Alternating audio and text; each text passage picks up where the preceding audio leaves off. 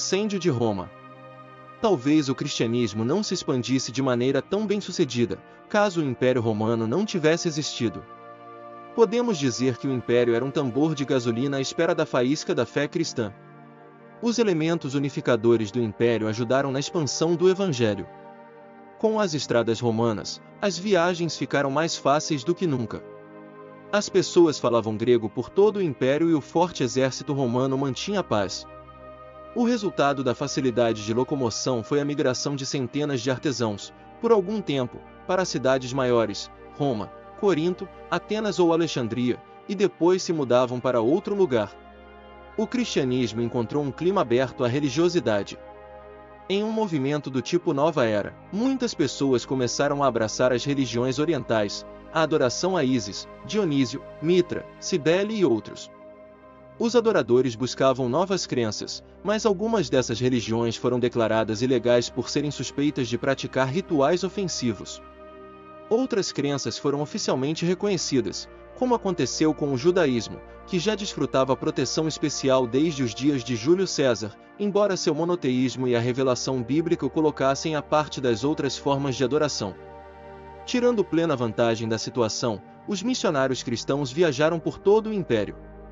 Ao compartilhar sua mensagem, as pessoas nas sinagogas judaicas, nos assentamentos dos artesãos e nos cortiços se convertiam. Em pouco tempo, todas as cidades principais tinham igrejas, incluindo a capital imperial. Roma, o centro do império, atraía pessoas como um imã. Paulo quis visitar Roma, RM 1º de outubro de 12, e, na época em que escreveu sua carta à Igreja Romana, vemos que ele já saudava diversos cristãos romanos pelo nome, RM 16 de março de 15, talvez porque já os tivesse encontrado em suas viagens. Paulo chegou a Roma acorrentado.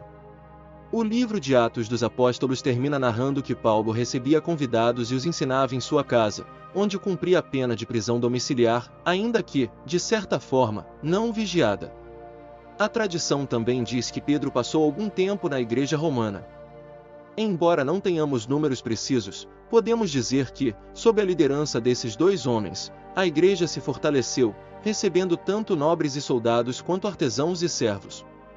Durante 3 décadas, os oficiais romanos achavam que o cristianismo era apenas uma ramificação do judaísmo, uma religião legal, e tiveram pouco interesse em perseguir a nova seita judaica. Muitos judeus, porém, escandalizados pela nova fé, partiram para o ataque, tentando inclusive envolver Roma no conflito. O descaso de Roma pela situação pode ser visto no relato do historiador romano Tácito. Ele relata uma confusão entre os judeus, instigada por um certo Crestus, ocorrida em um dos cortiços de Roma. Tácito pode ter ouvido errado, mas parece que as pessoas estavam discutindo sobre Cristos, ou seja, Cristo. Por volta de 64 DC, alguns oficiais romanos começaram a perceber que o cristianismo era substancialmente diferente do judaísmo. Os judeus rejeitavam o cristianismo, e cada vez mais pessoas viam o cristianismo como uma religião ilegal. A opinião pública pode ter começado a mudar em relação à fé nascente até mesmo antes do incêndio de Roma. Embora os romanos aceitassem facilmente novos deuses, o cristianismo não estava disposto a partilhar a honra com outras crenças. Quando o cristianismo desafiou o politeísmo tão profundamente arraigado de Roma, o império contra-atacou. Em 19 de julho, ocorreu um incêndio em uma região de trabalhadores de Roma. O incêndio se prolongou por 7 dias, consumindo um quarteirão após o outro dos cortiços populosos. De um total de 14 quarteirões, 10 foram destruídos, e morreram muitas pessoas. A lenda diz que o imperador romano Nero dedilhava um instrumento musical, enquanto Roma era destruída pelas chamas. Muitos de seus contemporâneos achavam que Nero fora o responsável pelo incêndio. Quando a cidade foi reconstruída, mediante o uso de altas somas do dinheiro público, Nero se apoderou de grande uma extensão de terra e construiu ali os palácios dourados. O incêndio pode ter sido a maneira rápida de renovar a paisagem urbana. Objetivando desviar a culpa que recaíra sobre si, o imperador criou um conveniente bode expiatório, os cristãos. Eles tinham dado início ao incêndio, acusou o imperador. Como resultado, Nero jurou perseguir e matar os cristãos. A primeira onda da perseguição romana se estendeu de um período pouco posterior ao incêndio de Roma até a morte de Nero, em 68 d.C. Sua enorme sede por sangue o levou a crucificar e queimar vários cristãos cujos corpos foram colocados ao longo das estradas romanas, iluminando-as, pois eram usados como tochas. Outros, vestidos com peles de animais, eram destroçados por cães nas arenas.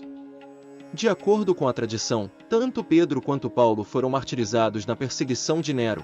Paulo foi decapitado, e Pedro foi crucificado de cabeça para baixo. Entretanto, a perseguição ocorria de maneira esporádica e localizada. Um imperador podia intensificar a perseguição por 10 anos ou mais, mas um período de paz sempre se seguia, o qual era interrompido abruptamente quando um governador local resolvia castigar novamente os cristãos de sua área, sempre com o aval de Roma. Esse padrão se prolongou por 250 anos. Tertuliano, escritor cristão do século Li, disse: "O sangue dos mártires é a semente da Igreja." Para na surpresa geral, sempre que surgia a perseguição, o número de cristãos a ser perseguido aumentava. Em sua primeira carta, Pedro encorajou os cristãos a suportar o sofrimento, confiantes na vitória derradeira e no governo divino que seria estabelecido em Cristo. LPS 5 de agosto de 11. O crescimento da Igreja sob esse tipo de pressão provou, em parte, a veracidade dessas palavras. O reinado de Nero foi caracterizado por extravagâncias financeiras e autoritarismo, o que causou descontentamento entre a aristocracia romana, o Senado e o exército. A situação se deteriorou ainda mais devido à forma como Nero lidou com o incêndio e as perseguições aos cristãos. Em 68 d.C., revoltas estouraram em várias partes do Império Romano. Gêneros como Galba, Otão e Vitellius lideraram suas próprias revoluções, contestando a liderança de Nero. O apoio dos pretorianos, a guarda imperial de Nero, enfraqueceu à medida que a situação se deteriorava. Então pretorianos retiraram seu apoio a Nero, deixando-o sem proteção contra a crescente oposição. Com a rebelião se espalhando, Nero fugiu de Roma para o campo. Ao perceber que estava prestes a ser capturado pelos rebeldes, ele optou por cometer suicídio. Em 9 de junho de 68, Nero supostamente se apunhalou no pescoço, pondo fim à sua vida. A morte de Nero marcou o fim da dinastia Júlio-Claudiana e foi seguida por um período de instabilidade conhecido como o Ano dos Quatro Imperadores. Tirano, cruel e assassino são algumas das características que os historiadores atribuíram a Nero por quase 2000 anos. Segundo vários cronistas, o jovem líder romano mandou assassinar a mãe, Agripina, a jovem, e suas duas esposas, Cláudia Otávia e Popeia Sabina. É lembrado como um ferrenho perseguidor dos cristãos, e seu nome passou a ser sinônimo de degeneração por suas supostas aventuras sexuais, extravagâncias e excessos.